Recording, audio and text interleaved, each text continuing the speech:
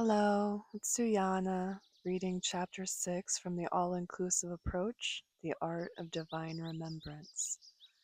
Chapter 6 is entitled Encouragement. You are here. You are greater, more expansive, more powerful, and more supported than you can ever even begin to imagine. The entire universe is cheering for you, encouraging you, and seeing the highest and best version of you every moment of your day. You have access to such abundant energy that, if acknowledged and embraced, there would be nothing you couldn't achieve. Nothing. I used to find this way of thinking so frustrating. All the catchphrases, all the one-liner affirmations. Blah. If this is true, I would ponder, why haven't I been able to tap into it? What am I doing wrong? I felt like a failure. And so many people I know feel like a failure for the same reason. I missed the target so many times that I wondered if I would ever learn how to hit the mark. Then I realized it takes two things: practice and evolution. And, referring back to last chapter, trust. Trust that you're not too late, that you're not too old, that you're not too broke, that you're not too big, that you're not too small, that you're not too anything. I practiced hitting the target over and over again. That's how I overcame this. I practiced so much that I no longer had to think about hitting the target. Muscle memory took over, and the practice became second nature. And what was the practice, you ask? This. What you're doing right now. Learning, growing, and dropping your conditioning through the process of self-inquiry and self-acceptance. You are focusing your attention, effort, time, and energy on expanding your inner world, refining your sense of self, deepening your connection to infinite consciousness, and expressing your creative power. You're doing it right now. This moment, here and now, is your evidence of success. You're still here. Take a deep breath and acknowledge your achievement. You are practicing the art of self-realization. What is the target? Well, relaxation and willingness. Relaxation is the result of trusting that you are in a partnership with Source, which is all that is. Willingness is the habit of choosing to be with everything that is showing up in your experience and choosing the role that you have picked to play. Evolution, on the other hand, happens without much effort on our part. It is not something you do, it is the process you are already immersed in. The process of becoming. Becoming what is a question we often ask, followed closely by, but what is the answer? The truth is, you are becoming the aware participant in infinite consciousness's continuous evolution. We've externalized our confirmation of value so extensively in so many cultures that this becoming an aware participant oftentimes in the beginning feels really lackluster and kind of diminishing the goals and the visions that you have for yourself to the ego. Because the ego wants everything to be comfortable, predictable, controllable, predictable. And we also like it when it's predictable. But that is a safety mechanism. That is not an expansion process. And it is not an orientation point of evolution. Evolution is constant, born out of change. You are in it now, and you are becoming it forevermore, the aware participant. And change is ever present. Even when life feels repetitive, no 2 days are truly the same. Parts of you may long for everything to stay the same, but most of you, the consciousness experiencing itself, seeks growth and transformation through experience. There are parts of you that must be seen and heard before you can advance. These parts long for recognition and acknowledgement before they are fully surrendered. Many of these aspects are ones we try to wish, will, or push away, but they are just as sacred and integral to Source as your most noble qualities, according to you, of course. Mastery comes from embracing it all. You will encounter some pit stops during your evolution toward a more expanded, enlightened, and empowered self. Value these little selves as they are expressed and fully integrated. Be present in the process. This is one reason why self-reflection and meditation can be so valuable. When you engage in meditation for the sake of being present with yourself and everything that is rising within you, you honor the process of evolution you are experiencing. When you create the expectation that meditation is useful to achieve something or manifest a desired outcome, you risk missing its true essence. Transformation doesn't occur because you focus on your desires to create an outcome. It happens by offering attention and space for what is present within you to be known. This approach gives birth to new experiences, paradigms, and realities. This is not to say I discourage visioning or intending a desired outcome or manifestation. Quite the contrary. I merely consider them to be two complementary yet distinct practices that serve unique purposes in your personal journey. Meditation, as a practice of self-inquiry, is about cultivating presence and receptivity, allowing whatever arises within you to be witnessed without judgment or expectation. And if judgment or expectation arises, then you observe and are with that. It's an act of embracing the moment as it is, fostering awareness and connection with your inner self. Visioning, on the other hand, is an active process of engaging your imagination to align your energy and focus with desired outcomes and manifestations. While meditation encourages you to explore and accept what is, visioning invites you to co-create with Source by setting intentions and visualizing the possibilities you wish to bring into being. Both practices are valuable, serving to deepen your relationship with yourself and the infinite potential of the divine in different ways. The task for each of us is discerning if we are in a clear and aligned state to engage in the art of visioning, or if we would benefit more deeply from the process of revelation and self-discovery that meditation offers. Both methods require openness. However, for visioning to be an effective use of your attention and energy, it is essential to approach it without resistance or inner conflict about the outcome you're imagining. Meditation can serve as a powerful tool to help you reach this state of clarity and alignment.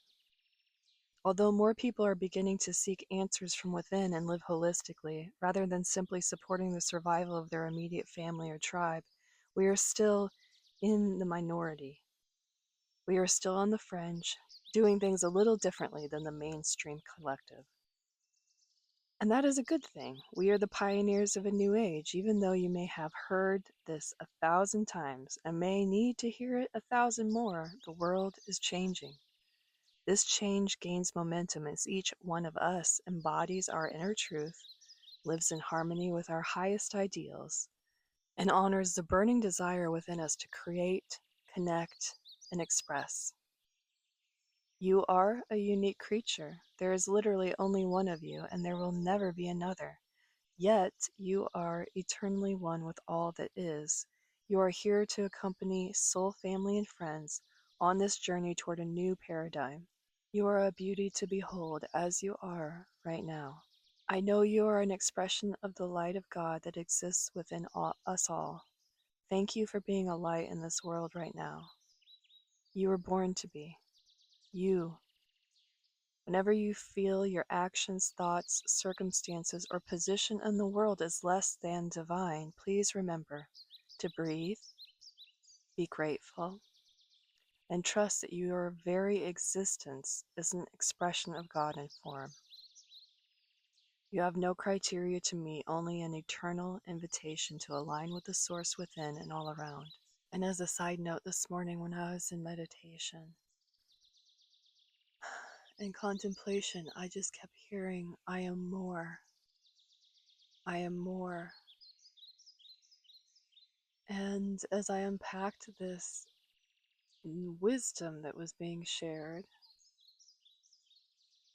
I realized that I was still refining and maturing parts of myself that felt like they were either too much or not enough.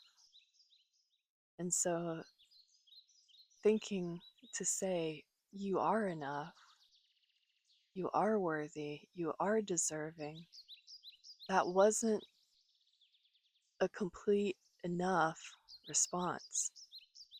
The truest response was, you're more than deserving, you're more than worthy, you're more than enough. And that resonated and landed much more deeply in those aspects of myself than just being enough, just being deserving, just being worthy.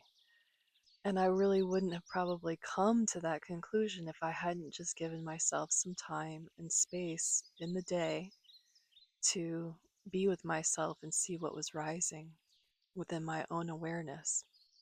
And back to the chapter. The next time you find yourself denying your magnificence, I want you to take a few deep breaths and try this out. Send blessings to the world, to your companions in life, family, friends, co-workers, and to all sentient beings in existence. I invite you to redirect your attention away from the catalyst that led you to judge, critique, belittle, or condemn yourself. Perhaps you told a little white lie, and now you are beating yourself up about it. Maybe you withheld saying something that you felt called to speak out loud, and now you're berating yourself for not speaking up. Maybe you ate 3 pieces of chocolate cake after committing to no sugar for a month. Perhaps you are just condemning yourself for not being more advanced in your spiritual life. It could be circumstantial as well. For example, I have often denied my innate divine nature by attaching my sense of worth to the absence of a home within a community of like-minded loved ones. It is a condition I set years ago to identify whether or not I had achieved enlightenment. Seems so silly now. I thought, when I manifest these conditions, then I'll know I have arrived. I still find myself reverting to this belief during challenging times when I feel separate from the God that exists in all things, including me. Another lifelong habit is assessing my body and weight. It has been a way for me to deny my brilliance and avoid shining the radiant light within me for decades. Or so I tell myself. Despite consistent feedback from friends, family, and clients expressing the opposite, I still tend towards this belief. I can hear over and over again how beautiful, radiant, and wonderful I am from loved ones, yet a voice inside still whispers that those people are just being nice and they don't really mean it. When I begin to meld with that voice and believe it to be my true self, I practice the art of self-awareness, which is to say, I remind myself that I am an expression of God in form. I redirect my attention to my breath and focus on deep breathing. I listen as the wise God within me to understand the theme or message being shared. Often it's the belief that I am not good enough as I am right now. Recognizing this, I choose to bless the world with the empowered opposite energy of self-worth. And like I just said this morning, now I'll be doing that, saying that you're more than worthy, and that you're more than capable, and that you're more than deserving. 10 years ago, in 2016, when I wrote this book, I would say, I bless all human beings with the energy of self-worth. May all beings embody unconditional self-love and self-acceptance now. I bless each person with well-being and divine action. May all the world be free. May we all live in peace and harmony within our hearts, minds, bodies, and communities. I've really just been such a sweet creature for so long. When I read this, I'm like, aw, she's so sweet.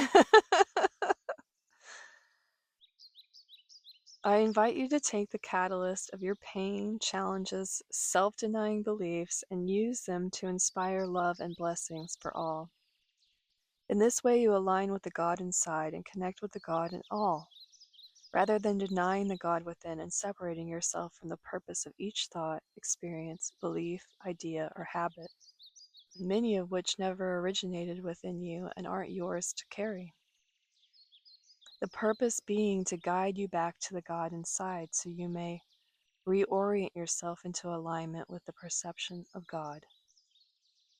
A perception that views everything as divine, helpful, useful, beautiful, and worthy of love and adoration. A perception grounded forevermore in unity consciousness. And again, if the word God is triggering for you, you can say spirit or source, infinite consciousness. Whatever word resonates with you as the field, the totality, the underlying current of energy that exists within all things, the precursor to form. Now that we have honored your sheer magnificence and divine nature, let's bring into our awareness some inherent truths to soothe the mind. First of all, change takes time. Of course, everything can shift in a moment, but the progress to that moment is often gradual, with ups and downs, standstills, leaps, and face plants. We ride the highs, dread the lows, and try to forget the epic failures. But at the end of the day, all of it is part of the growth process and valuable contributions to your inner development. Life is meant to be experienced, and that doesn't just mean the good days. This inner work is called work because it requires persistent, continual focus and action.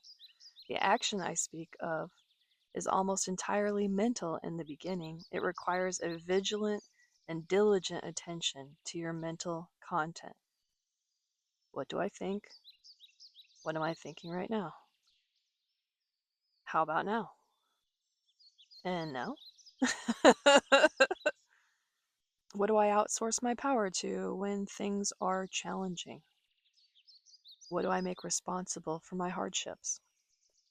What or who is responsible for how I feel, what happens in my life, and how successful or unsuccessful I am at achieving my goals? These are all parts of the mental habits and patterns you have established over the course of your lifetime, and it takes time, energy, strategies, and a plan to implement and integrate new patterns and habits. A great way to start this is by identifying your values through self-inquiry. Your success in doing this will be in direct proportion to your commitment and effort. And the use of your mind is your free will, your personal power, your treasure map.